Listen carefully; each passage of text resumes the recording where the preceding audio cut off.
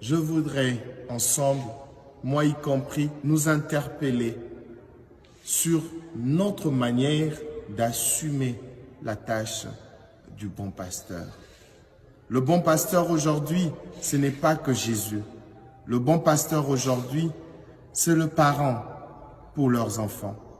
C'est l'époux pour son épouse, l'épouse pour son époux, le prêtre, le pasteur pour ses ouailles. Oui, frères et sœurs, l'aîné pour ce cadet. Tous nous pouvons jouer ce rôle du bon pasteur. Jésus nous a donné l'exemple, nous devons le suivre. Il m'arrive deux fois de me rendre dans certaines familles où quand vous entrez, papa est en difficulté de vous présenter tous ses enfants en ordre établi, en commençant par l'aîné jusqu'au cadet. Et généralement, ce sont toujours les mamans qui le font.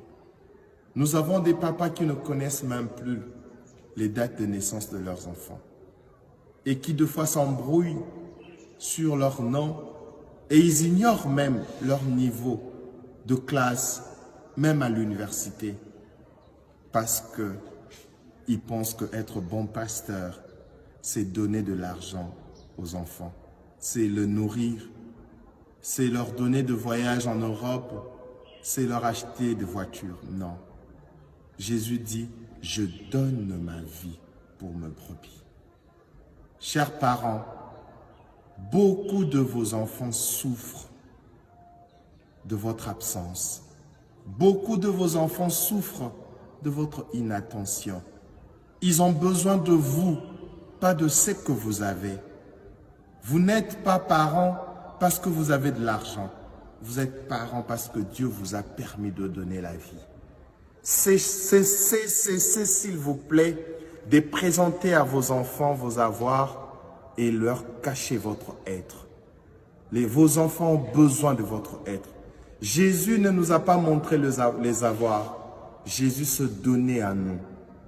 En os, en chair, il a donné son sang comme boisson, sa chair comme nourriture. Et je crois que c'est l'exemple que tout parent doit suivre. Vous avez aujourd'hui des familles d'apparence heureuse où ils ont tout. Il y a tout, l'argent, le pouvoir. Mais quand vous rencontrez les membres de cette famille, il y a une tristesse au fond du cœur parce que l'amour n'existe pas. Parce que les enfants n'ont personne à qui parler, personne avec qui aborder les problèmes qui les tourmentent. Et l'Église a pris maintenant la place de certains parents. Nous sommes prêtres. Qu'est-ce que nous n'écoutons pas? Parce que beaucoup des parents sont absents. Et je veux parler aussi aux conjoints, époux, épouses.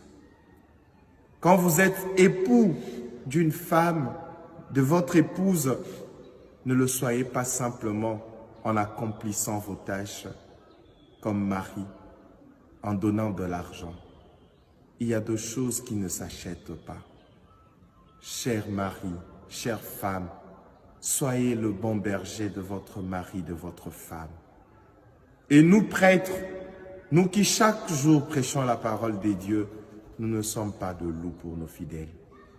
Arrêtons d'utiliser les fidèles pour nos propres besoins, pour nos propres désirs. Dieu nous a établis comme prêtres pour que nous prêchions la parole, pour que nous montrions le chemin et non pas pour que nous nous servions de nos fidèles pour assouvir notre faim. Que le Seigneur prenne en pitié tous ceux qui n'ont pas encore compris.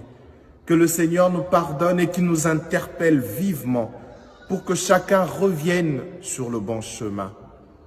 Vous qui êtes autorité dans ce pays, autorité politique, administrative, militaire, vous avez une responsabilité. Vous êtes aussi des bons pasteurs. Sachez que chaque vie du Congolais qui se dilapide comme ça, Dieu vous en demandera compte. Vous êtes bon pasteur pour que les gens cessent de mourir inutilement. Vous êtes là comme bon pasteur pour que vous évitiez à ceux qui sont faibles d'être piétinés, écrasés. Vous êtes là pour garantir la vie à tout le monde. C'est pour cela que Dieu vous a donné cette parcelle d'autorité. Vous qui êtes chef militaire, ne prenez pas le plaisir à verser le sang. Le Seigneur attend de vous d'être un bon pasteur.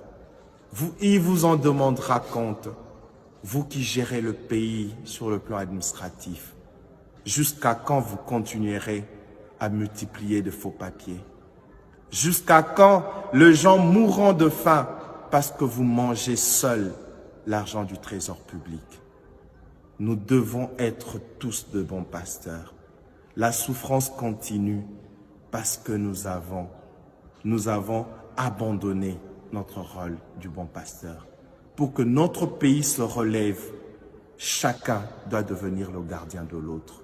Que le Seigneur bénisse la RDC, que le Seigneur bénisse notre Église, que le Seigneur vous bénisse.